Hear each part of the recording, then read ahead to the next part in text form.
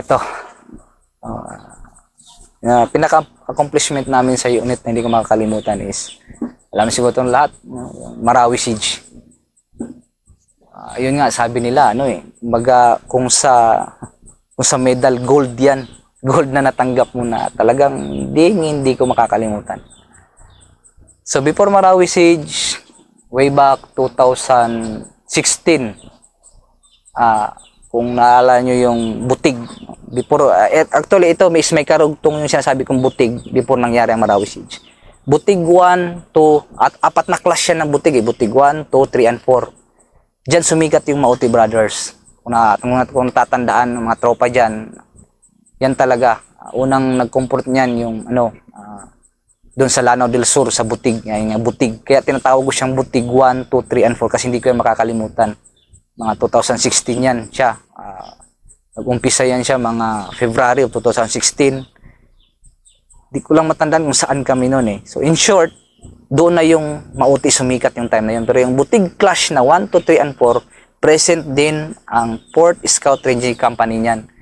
Pero pumunta kami doon is mga, kumbaga, ang unang sagupa talaga niyan yung 57 IB at saka yung LRR. Then reinforce na lang yung 2nd SRB niyan at saka yung kumpanya niya, 4th SRC. Reinforce na lang kami doon, kiniklearing namin yan. Although may mga hindi siya successive na ganong kahaba nung 2016 pero putol-putol yan, na-clash sa butig. Doon na sumikat yung Mauti na yan. So in short naman, pagdating ng 2017 year, tapos ng May yun May. Before pa kami dumating sa punto na yan, nung May, Kidapawan kami yan, Kidapawan, 2016, Kidapawan. Bigla kaming dinala sa mga March yan ay Hulo. Hulo pala kami. Hulo kami on that time. Kung nagbody pa kami sa SR Class 199. Yung pinakamaraming na-recover na baril sa Kapwal Island. So, kasama din kami doon. Kaya mo bang ma-interview yung figure yung na-recover nyo? Hindi ko masabi, Master. Basta siguro aabot sa 100 plus na baril na-recover. May 50 caliber pa. Tatlong 50 caliber, dalawa. SR Class 199, hindi ko makakalimutan. So, nung dinala yung SR Class 199 kami yung kabady, tapos after nyan, yun na. Dumating kami ng madaling kwanto, dumating kami ng Sagyaran, Lanao del Sur, under ng First Tabak Division. Sagyaran, compound yun katabi namin yung 57 IB. Sa compound dumating kami doon is February. Hindi kayo makakalimutan, February. So malapit lang yan, under ng Marawi. So kami noon, blind kami noon. Kami lang yung kumpanya na nauna doon kasi ang second SRB, PIP at saka is nasa Hulo pa, nagpaiwan sila sa Luso. Yung kumpanya lang namin yung ni-request na ipunta doon sa Sagyaran, First Tabak Division. So from Sagyaran, compound yun, Master, nung kulong kami doon. Ang briefing sa amin nung dumating kami doon, walang dapat makakaalam na may ranger doon. So, yun lang Normal naman sa amin yung Master na pag dumating sa isang, lalo na kung Muslim area, SPCG area, yun yung briefing. Huwag kayo magte-text sa mga kahit pamilya nyo. Huwag nyo sabihan na nandito yung ranger. Huwag nyo sabihin na nandito kayo sa, Lanao del Sur. Sa First Tabak Division. Huwag kayong magsasabi na nandito kayo sa Sagyaran. Compound yun, doon kami. So, pagdating namin February, training lang kami doon. Panay kami training. Grabe yung training na ginawa namin doon. Tapos, dumating yung March na hospital pa ako noon. Hindi ko makalimutan. March na hospital ako sa Iligan Doc. Nagkaroon ako ng pneumonia. Kasi grabing operation nga noon. From 2016, continue yun. Grabing operation. Yung butig, tapos yung body sa estudyante na 199. Kaya doon ko nararamdaman na grabe na pala yung pneumonia ko noon, March. Tapos, doon pa yon nagkaroon ng tinatawag na Battle of Piagapo. Hindi ko makakalimutan yan. Pinapanood ko sa TV na na-encounter na doon yung yung kumpanya namin together with the 4th SRB. 4th SRB. Yung 4th SRB kasi noon nasa anong lugar yung na-assignan nila noon? Sa likod ng Marawi yun Malapit din sa Butig yung area nila. doon sila nasan kasi sila yung binaming yung Piaga po kasi na yan. Ito yung Piaga po, ang baba niyan Marawi. Tapos dito na yung First Tabak Division, then sa Giaran. So lapit lang, itong Piaga po ay Piaga po na to is malinis yan siya, master, na malaking bundok. Doon na pala nagkakampo yung mga Mauti Brothers, mga foreign ISIS. Andun, ang dami nila. Binalita yun sa TV, hindi ka makakalimutan, around March yan. So, Battle Piga po yun. Yung tinatawag na Battle Piga po, involved na naman yung kumpanya namin, Port SRC, together the Port Scout Ranger Battalion. Yung dalawang kumpanya nila na 11 at saka 12. Then, Port SRB. So, ako na nasa hospital lang. So, in short, natapos yung Battle Piga po, ang daming patay nun. Daming patay na mga ISIS, may Abu Sayyaf pa, may foreign ISIS pa na nakuha doon na Malaysian. 4 ata yun siya. So, in short, yun na pala yung magiging dugtong ng Marawi. Pero hindi pa namin alam yun. Hindi pa namin alam. Blind pa kami noon. Akala namin, yun lang yung kinukompront namin. So, in short na naman, March, April, training pa rin kami. April. Pero yun na yung interview na bawal kaming lumabas. Kung ang lalabas lang doon, nakasibilyan yung magmamarketing sa amin. Minsan, order lang yung may naghahatid sa amin. Kasi nga, bawal talaga makompromise, master. Nalalabas-labas kami. Doon lang kami sa compound. Compound yun eh. Training kami ng training.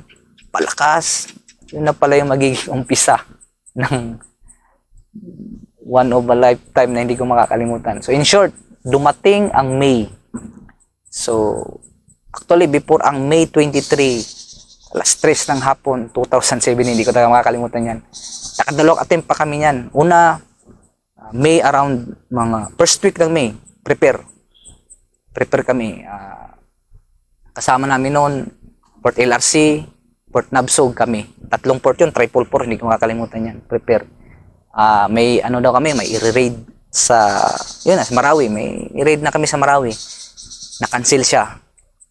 Pangalawang around mga line of 1 na naman, mga May 17, mga ganyan, basta around pangalang attempt, ganun pa rin, raid, i-raid ulit sa Marawi. So hindi ko doon ako medyo kinakabahan na, bakit kaya? Anong meron? Tapos ang sabi sa amin, wala, halos yung, minsan nga, minomonitorasyon namin yung cellphone, yung mga Facebook namin, wala talaga, dapat walang matunog na makakalabas na mga info kasi ang sabi lang namin, A1 info, yun ang sabi. So dumating yung time na ito na, May 23. Tuloy umaga, briefing na May 23, sabi ng CEO namin. Okay, prepare yung isang platoon. Isang platoon ng kumpanya, prepare, tuloy na. Ito, matutuloy na, sabi niya, tuloy na. May 23. Nag-prepare pa lang kami is alas 8 ng umaga, naka-prepare na kami. May 23. Dinala kami sa First Tabak Division. Nagtaka kami kasi hindi kami dinala doon sa kasi ang kasanayan namin pag may operation, malaking briefing sa hall yan ng brigade, sa hall, kumbaga yung opisina talaga ba. Dinala kami, tinago kami sa kung saan yung pinakalikod ng brigade, yung hindi kami mapapansin. Taka kami, bakit dito kami dinalaman? Ang briefing lang sa amin is walang jungle pack. Walang jungle pack, one basic load. Tapos pagkain na 2 meals up. So tanghalian at hapunan lang yung dala namin na pagkain, binalot na yun. Naka-plastic na yun, nilagay namin sa baonan. 2 meals up lang yung dala namin kasi kumain na kami ng agahan eh. So nakarating kami ng brigade is around 11, mga 11:40 dumating kami ng First Tabak Division sa may brigade, katabi lang yan, doon kami dinala. Tinago kami sa likod.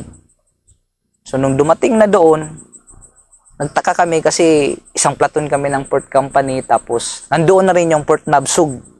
Isang section ng Port Nabsug, isang section ng Port LRC. So sa Port LRC, ang isang section lang nila is bali 8, ang isang team nila lang 5 ata yun. So ang kunti lang nila sa Port LRC, pati sa Nabsug, kasi ang isang team nila 4 na tao lang yan eh. So kunti lang sila. Nagtaka kami, bakit di kaming mga junior, Ako on that time, ang position ko is guide. Guide ako on that time na, yung Marawi, May 23. Dumating kami yung Sino yung 11:40. dala sa inyo? Under first Captain Bawat. Sorry, si Captain Bawat, Captain Raterta. Kasi nag-turn over na pala yun sila noon, Master eh.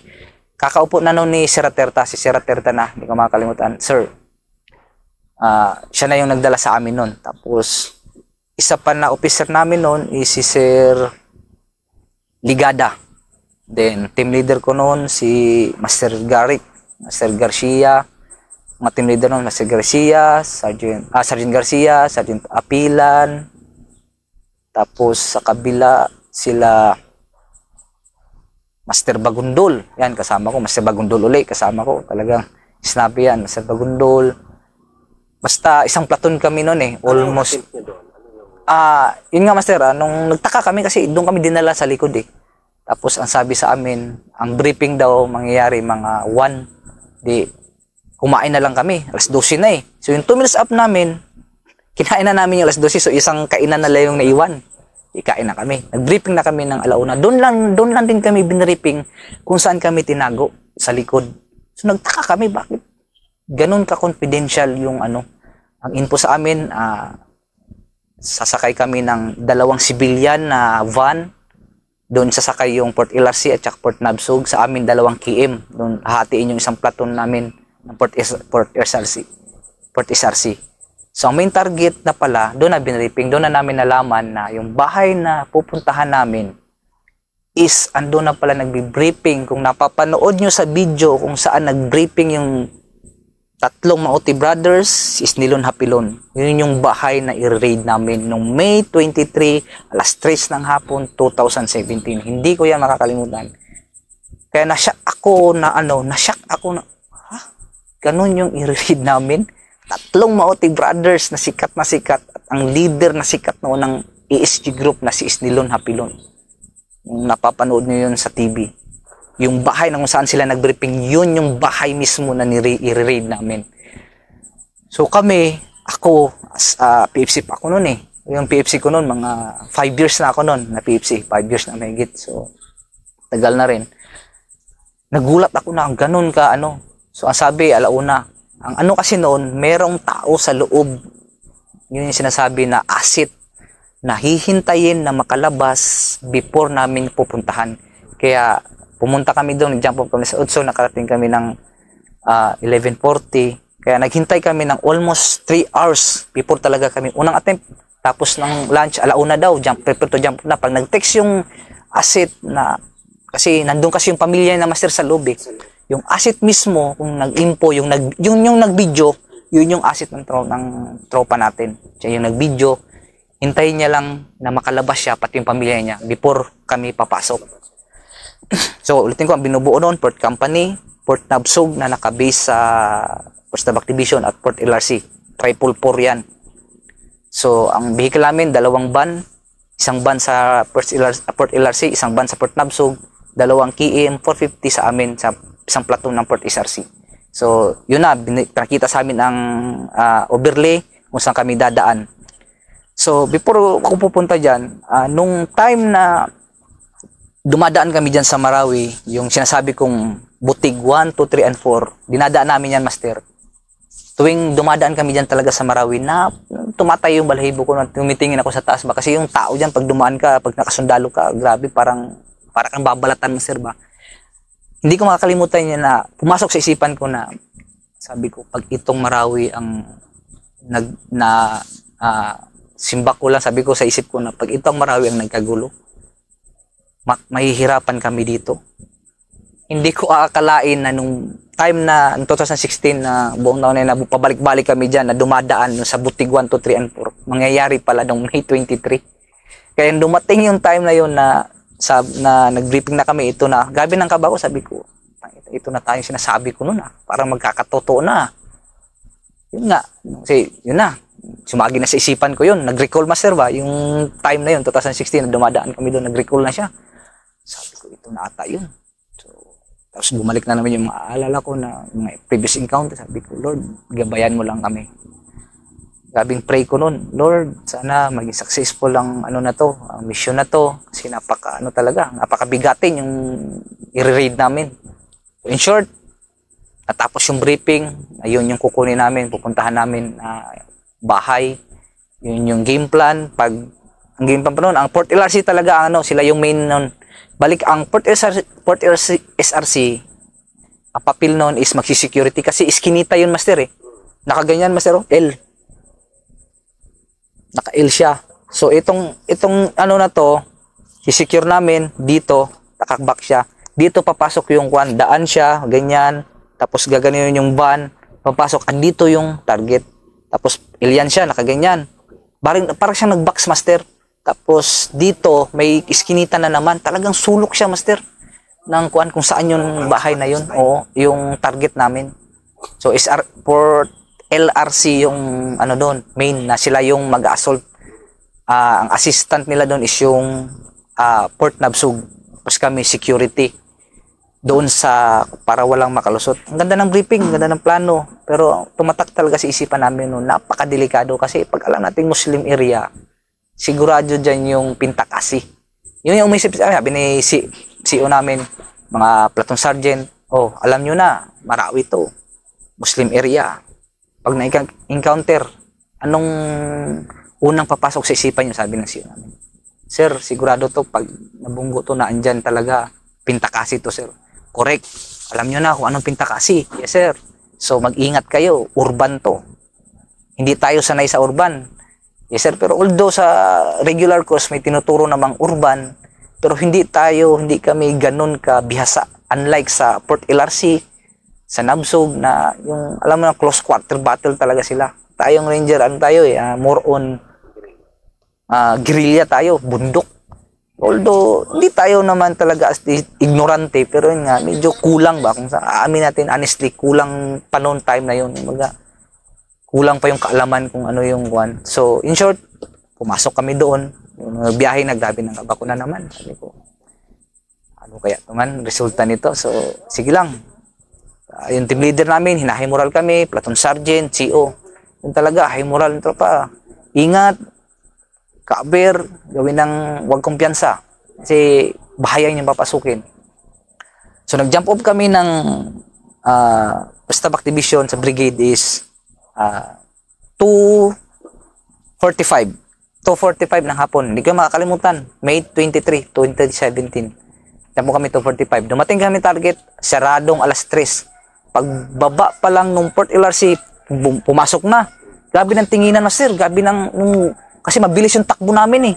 Walang sweeper yan. Walang sweeper. Yung van lang, yung drive ng van, yun na yung yun na yung sweet. Alam niya na yung area. Pasok, bilisan yan, naka-hazard yan. Tapos kami nakabunit na, nakatakip lahat ang mukha. Nung papalapit na kami sa target, grabe ng tinginan ng mga tao. Tapos yung mga tao biglang biglang pasok ng bahay. Pasok agad kung sinunod namin yung game plan, yung ng briefing sa amin, pasok yung yung Port LRC. Kami na Port SRC, yung iba hindi pa nakababa sa KM, pumutok na, pang! RPG agad nila yung bahay.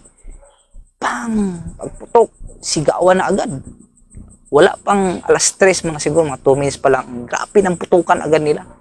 Positive na pala talaga, yun na, umpisa na. Hindi pa kami nakababa, iba, putok na. So, command agad yung mga platoon sergeant. Hindi ko makalimutan, platoon sergeant, Master Bagong, command agad. Okay, unload. Unload na kami. O yung position nyo kung saan kayo dinesignate. So, ang position namin sa team namin is yung may paaralan. May paaralan doon, Master eh. Tapos, paaralan, siguro sa paaralan na yun, sa likod namin eh. Mga 10 meters lang. Yun yung main highway. Daanan siya, Master. Tapos, grabe ng putukan. So, punta na kami sa designation namin na mga area. Siyempre, normal, Marawi, urban. Isip talaga namin, Pintakasi. Siyempre, tayo, maro na, hanap agad kami ng pwesto. Yung hindi kami masisilip. Sandal na kami. Doon na, kagulo na sa radyo na wala pang, master, wala pang 10 minutes. Narinig na agad namin sa radyo, may wounded na sa Port LRC. May wounded na agad, wala pang 10 minutes yun. Siguro, 7 minutes, 8 minutes, may wounded na. Pero po, may wounded na sa Port LRC. Tapos, anong balita dyan? Sabi nang narinig ko sa CEO ko eh. Anong balita dyan, Bok? Sir, hindi pa namin mapasok, sir, kasi yung RPG nila, sir, master, nung pinutok nila yung RPG nila, tapos nung, hindi nabasag yung pintuan kasi nakalak pala, kasi bakal yung pintuan eh. Tapos nung binunggo nung sasakyan ng van, yung gate, hindi rin siya natumba. Di atras. Doon na ang ginawa ng kwento na lang doon para mapasok 'yon. Talagang winagwagan nila ng machine gun. Winagwagan ng machine gun yung gate para maputol, para makapasok sila. Nung nakadikit na sila doon sa bahay, naririnig namin sa yung actually third floor. Tatlong palapag 'yun na bahay, concrete. Doon na yung naririnig namin na hindi sila makadikit kasi nga naka-prepare na rin pala sila sa loob. Nung time na yun na pinasok namin, nagbe-briefing pa sila. Pero siyempre, andun yung ikaw ba naman, andun yung tatlong Mauti brothers, andun yung leader andun talaga yung mga high profile nila. Ang daming security dun sa bahay na yun. Sa tatlong palapag na yun, puno na pala yun. At saka yung nakapaligid doon, puro na yun kamag-anak ng mga at puro na yun armado. Ang bilis, master. 3 o'clock nung alam nila, grabe ng putukan. May mga tao pa master naglalabasan. Mga yan, grabe. Pero nag-observe ako, yung mga tao, ang sama na ng tingin sa amin. Hinagulat din sila sa dami. Di, kami, bahis-bahis lang kami, tapos tinitingnan namin yung mga tao na lumalabas. May mga bata, yung mga babae na nakaganon lang. Sabi nila, mga 3:30, 3:40. Ang una kong napansin doon nung habang bumabagbag yung Port LRC at saka Port Nabsug doon sa main target, kina Islay Hapilon sa tatlong Mauti brothers, nag-eksita na agad yung mga babae. May mga babae, mga bata, kunwari, aalis sila, hatid ng mga lalaki. Tapos yun din yung briefing sa amin na pag nakiusap yung mga civilian doon, lalo na yung mga babae, may mga bata na lumabas, palabasin na namin. Kasi for security din nila, master. Yun yung briefing din sa amin. So, kami naman, pinayagan namin. Sige, turo namin kung saan yung safety, master, na kung saan kami nanggaling, doon namin sila pinapalabas. Kasi doon yung safety eh. Tapos, ako, as a guide, ang inoobserbahan ko noon, yung sa likod namin kung saan kami pumasok, may doon, master, fifth floor na building, ang taas niya. So, kami, doon sa posisyon namin, sa team namin, kitang-kita kami. Yun yung tinitingnan ko, kasi yun yung napansin eh. Doon ako may nakitang lalaki, isa na, muna nakaitim ba. Hindi ko pinansin. Kaitim pa siya. Wala pa siyang bandana dito, master. Kaitim lang siya. Pero lalaki, nakita ko. Tumitingin siya. Pabayaan ko lang.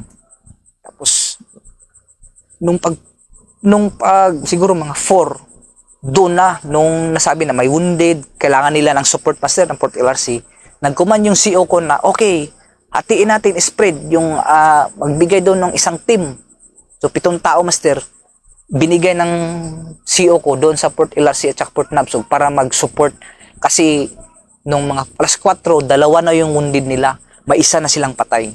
2 wounded, isa nang patay sa Port LRC noon. Time na yun. Alas 4 pa lang. 2 na yung kuha nila. Kaya binigay yung isang team. So sa platon namin, 4 na team, 3 na lang kami. Nag-spread na kami. So yung ang briefing din sa amin, pag may gustong pumunta doon, master, bawalan namin. Ang mga lalaki doon namin nakita, bigla silang nagdami. Pero wala pa sila mga baril, master. Wala pa sila mga baril. Pumilit sila na gustong pumunta doon sa area kung saan yung bagbagan. So, ang ginawa ng CEO namin, huwag niyong papuntahin yan. Tingnan niyo yung mga bintana kasi iskinita, mister, napakadelikado nun eh. Talagang kami, ang isip namin, alerto, bintana, mga iskinita, bintana, mga building na matatas, yun yung tinitingnan namin. Tapos, nung time na yun, mga alas 4 na siya, yung CEO namin, nag-command na rin na wag nang lahat ng mga tao na kung pwede i-hold, lalo na yung mga lalaki, wag papalabasin. Yung mga babae lang at saka mga bata, master, pero hindi namin sila mapigilan. Kasi nga, asama ng tingin sa amin, anong magagawa? Sir, lalabas kami, kasi hindi kami pwede dito. Di, pinalabas namin yung iba, pero tataka kami, ang daming lumalabas, ang dami pa rin tao doon sa mga iskinita, nakatingin sa amin, tumitingin, may mga binata pa ang edad, mga around 17, pataas, mga 17, 18, 19, 20. Ganun lang yung mga edad nila. Tapos tumitingin sa amin. Tapos nag-uusap ta, master. Ewan ko lang sa mga kasamaan ko na mga marunong mag-intindi ng tausog o yakan. Grabe na yung usapan nila. Tapos ako nun, kinakabahan na talaga ako kasi grabe sa isip ko, makakalabas kaya kami dito. So in short, Master, nung habang nagpuputukan sila ako as a guide sa team ko ni Master Garrick, pinuntahan ako, sabi niya, Tam, dito lang kayo. Binigyan kami ng designation, Master eh. Dito lang kayo, huwag kayong aalis. Mga 4 na yun, mga 4:30. Huwag kayong aalis dito, bantayan nyo yung building. Yung tinuro nyo yung building, Master, yung nakita ko. Nung umalis siya, sinilip ko, yung tao na nakita ko doon sa taas, may bandana na siya dito. May purong na siya. Doon na sabi ko, ito, kalaban na to. Yun yung unang nakita ko na, sabi ko, alam ko, kalaban na talaga to. Sumilip pa siya, pero hindi ko pa nakitang may baril siya, Master. Wala pa siyang hawak na baril, pero palakad-lakad lang siya doon sa building na yun. Baba siya, tataas. Ngayon, yung junior ko si Trujillo, doon siya sa may KM eh. Mga around 4:15, 4:30, mga 4:20 ganyan. Hindi ko rin makalimutan yung mga oras niyan eh, kasi presko pa sa utak ko ba. Pinitikan na yun yung KM to 450 na sinasakyan namin. Binagbagan na yung binagbagan na yung pang. Sabay, yung mga driver doon, pati yung escort, takbuhan na, pasok doon sa bahay. Yung bahay na pinasukan nila, wala nang tao.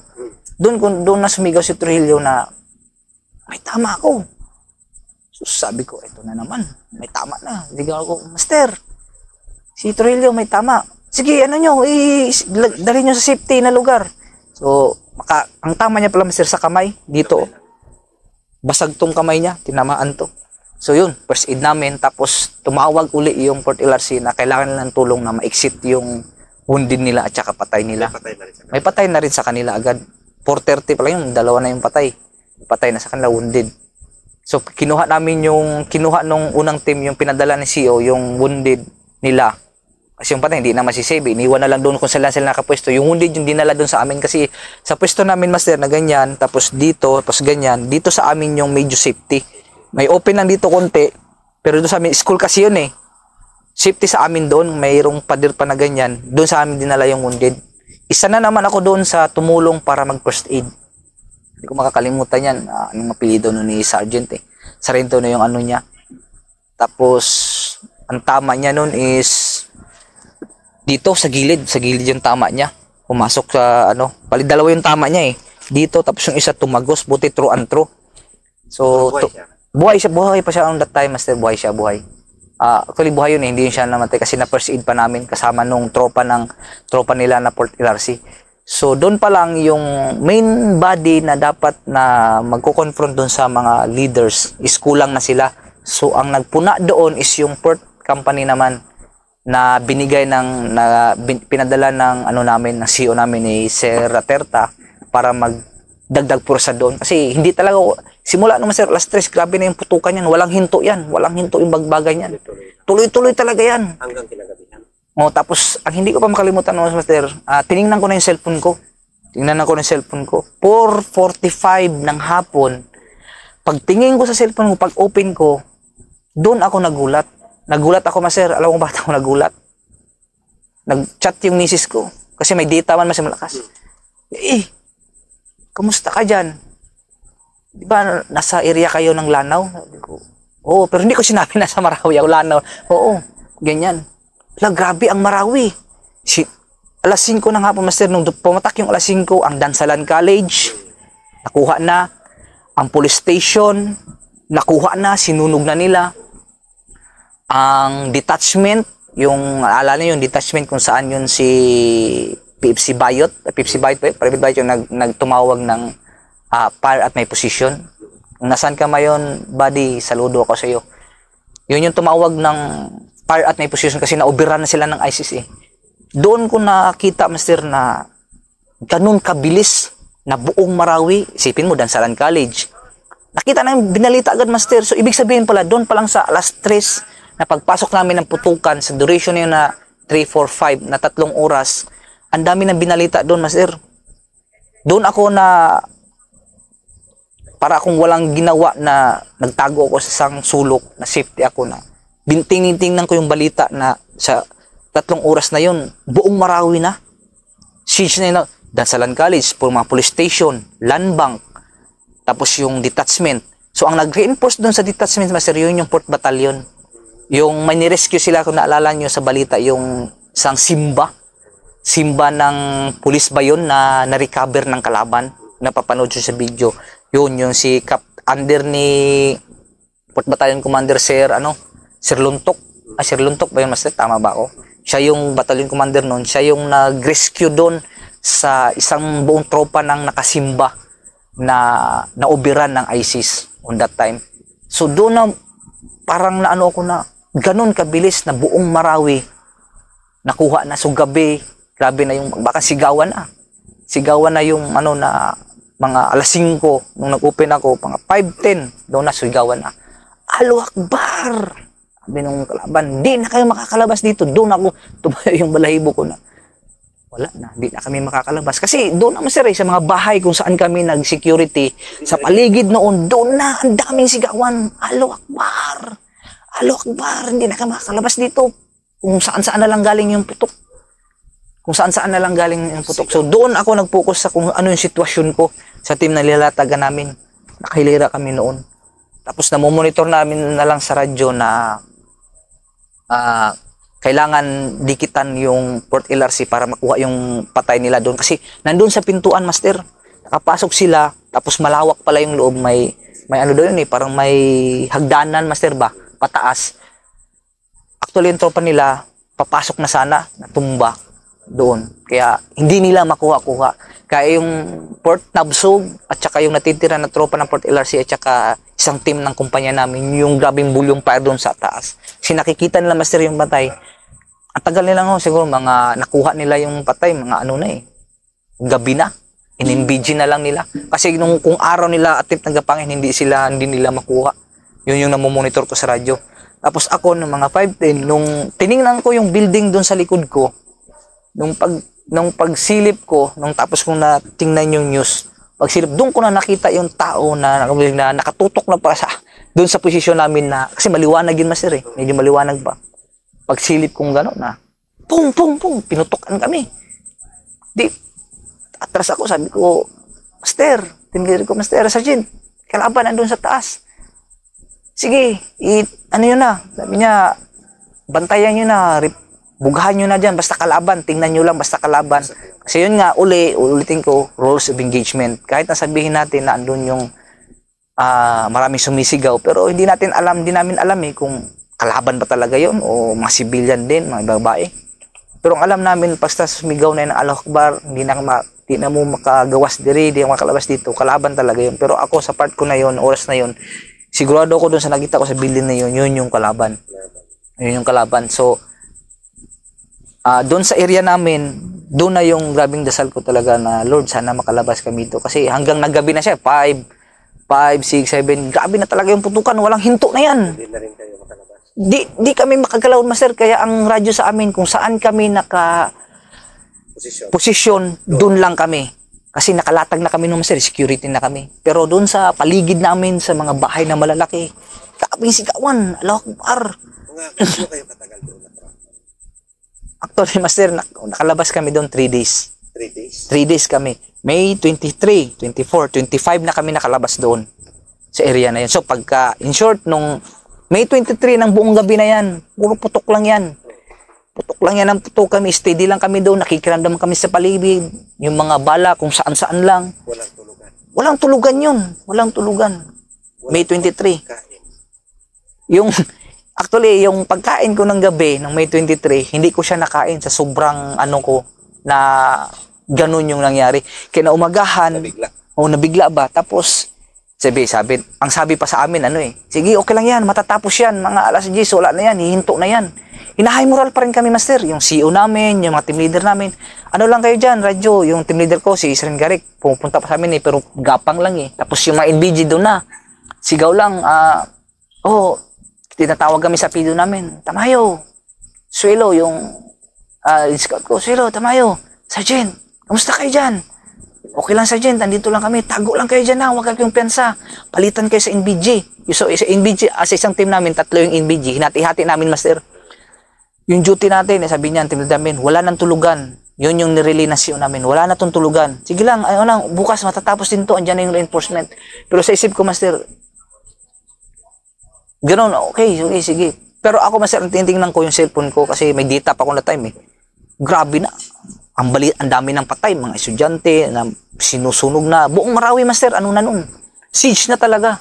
So, Ganun nila. tingin, nandun ka pala. Ako na tumitingin, andun na pala kami. Pero hindi ko sinasabi sa misis ko, andito kami. Hindi nila alam na ang nag-initiate talaga nun nga, yung Triple 4. Ang unang naka-enforce talaga ng 4th Battalion. Yung sa may detachment kung sila na ubiran, kung nakikita nyo. Tapos yun nga, yung Simba na ubiran din ng kalaban, 4th Battalion.